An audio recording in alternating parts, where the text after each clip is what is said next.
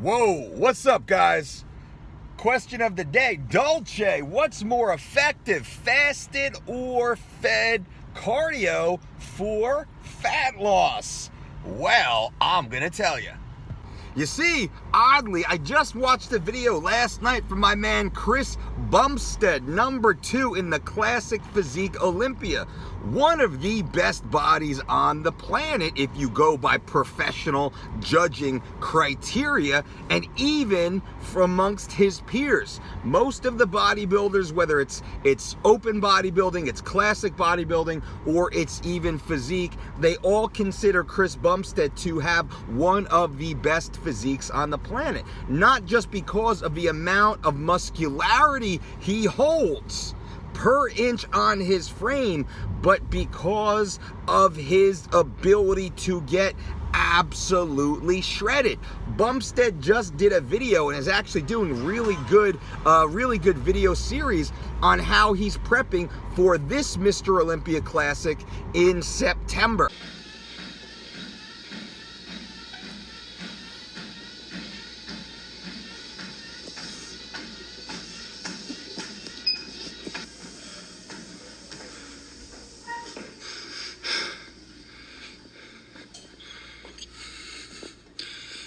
Love cardio.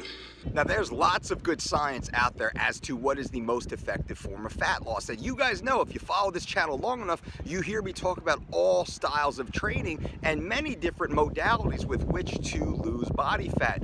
But you cannot get your optimally leanest physique if you are not performing some form of low intensity, steady state cardiovascular activity while fasted. That's right, fasted aerobic exercise has an exponential benefit to oxidizing gender-specific stored body fat. This is extremely important, knowing that we also train at high intensities later on through the day. This gives you the benefit of an interval style of training, whether you're training with weights, you're doing pre-core, elliptical, rowing, swimming, all of that fun stuff. Maybe it's MMA, playing soccer, you're running your heart rate up and then letting it come back down. That is an interval style of training. You get the benefits of high intensity interval training later on in the day, typically for most of us healthy active adults, but also many people are missing out on the benefit of LISS, low intensity steady state cardiovascular activity,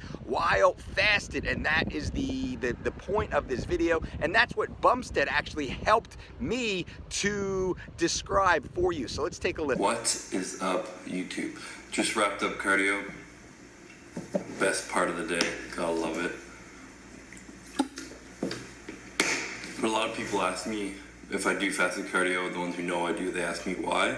So I kind of wanted to touch on the thoughts and my beliefs and whatnot on doing fasted cardio as opposed to unfasted cardio. So food in your body, mainly specifically glucose, carbs, some kind of carb source.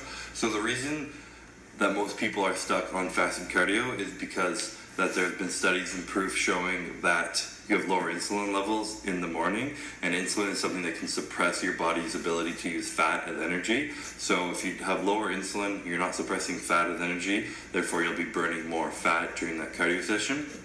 The other reason is because you have just low glycogen in the morning. There's no glucose, you haven't eaten in a long time, your body's metabolized it overnight.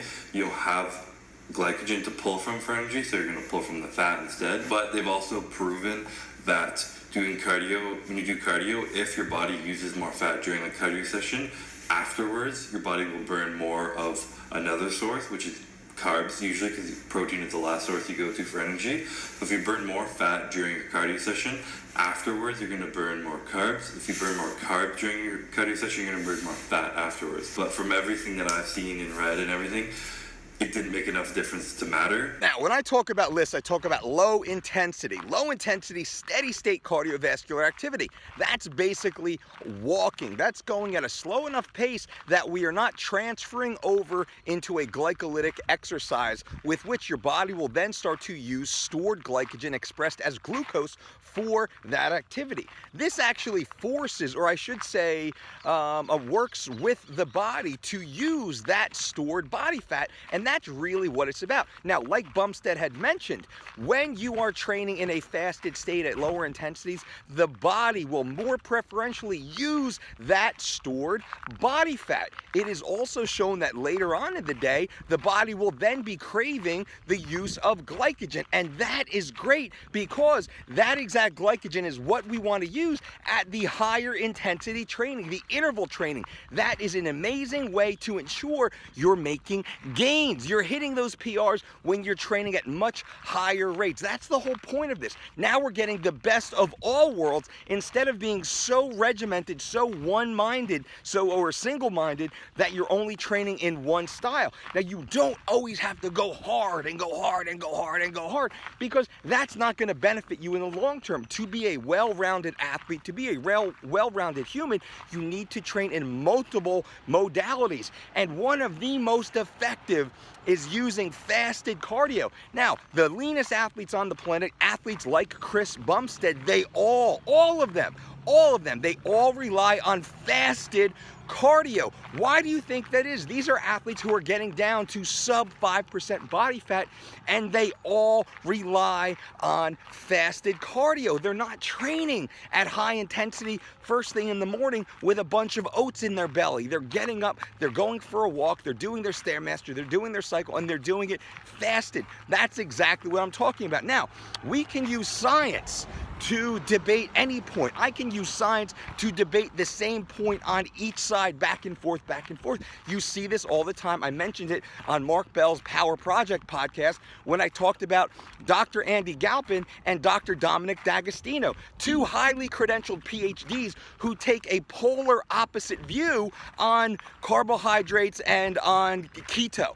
In that, Andy Galpin says, hey man, you got to eat carbohydrates. Carbohydrates and glycogen are the most efficient form of energy for the human body, and they are site-specific, which means they're stored in the damn muscle. When the muscle needs the energy, boom, the glycogen is stored in that muscle. Dr. D'Agostino, on the other hand, he claims that a ketogenic diet or a fat-adapted diet is much more efficient as fat is much more abundant. Now, the vast majority of high-intensity exercise is powered by carbohydrate. For most of us. Now, why would it be carbohydrate versus ketones? It's more efficient and it's faster. Man, see, I wish I had you in here with him. Well, I think he would disagree with you. Well, there's not really. I mean, I got to be careful. When you say it's faster and it works better, like. Well, you have carbohydrate directly in the muscle cell. That's where it's stored, is muscle glycogen. Okay. And so it is an immediate fuel source. So when you're exercising, how does ketones work then? Those are systemic. Those are coming from the entire circulation. So when you use carbohydrate for fuel, you're using the carbohydrate in the muscle that is exercising. So if you're doing bicep curls, you're burning glycogen from the bicep fiber, not even the muscle, but the individual fiber that's contracting. And how would that be more beneficial than systemic? So it's faster. I'm right there contracting. I don't have to move it throughout my bloodstream. When I use fat as a fuel source, it has to go through lipolysis, which means it's stored fat in your entire body. So people right now listening to this podcast go, I don't know who the fuck to believe, man. It's not a belief. You got a dude on Monday who says one thing, you got a dude on Wednesday who says another thing. Yeah. Shit. I, of course, agree with Dr. Andy Galpin, and I think there's volumes of science that show that. My point is, you get two highly credentialed PhDs that use an array of scientific data to argue the same point, opposite sides of the same point. So what really works best? That's the point of having videos like this and conversations like this, but also pointing to real world examples like a Chris Bumstead. This is one of the top physiques on the planet. Literally, look at this guy. One of the top physiques on this planet, and this is exactly what he does. This is really where we have to hang our hat. So now, what should you do? What's the best approach? If you will follow this channel, please follow this channel. You should be following this channel all the time. You will understand best practices, and what we talk about is ensuring that you are doing everything necessary to be at your best, whether you are a world-class athlete or just simply want to be around for the next, 4, 5, 6, 8 decades and watch your grandkids grow up. The point of this is to make sure you are using this body, this human body, in the way that it was designed. And that way is through a multitude of experiences and of physical activity. One of the best is fasted cardio. Wake up, take a tinkle, wash your hands, drink some water, maybe have a double shot of espresso, and go for a 30 to 60-minute walk. That is great, not just from the physical side, not just from the fat loss side, but also from the emotional, the psychological side. Days like today, when I'm out here, I'm getting my fasted cardio in, I solve all the problems in the world when I'm out here all by myself. I took a few minutes at the end of my session in order to chat with you because I thought about this today, and this is one of the questions that we get all the time. From here, I know how my day will be. My day is completely planned out from this point. I try not to listen to iPods and music. On most days, I just want to be with myself, enjoy nature. That is something that is often lost. Yes, sometimes some of us, we have to get on treadmills. I have an elliptical in my house. I will get my fasted cardio that way, but oftentimes, obviously, I live in such a beautiful area. I get out, I get outside. That's what I am not insisting, but that's what I'm strongly suggesting that you guys do.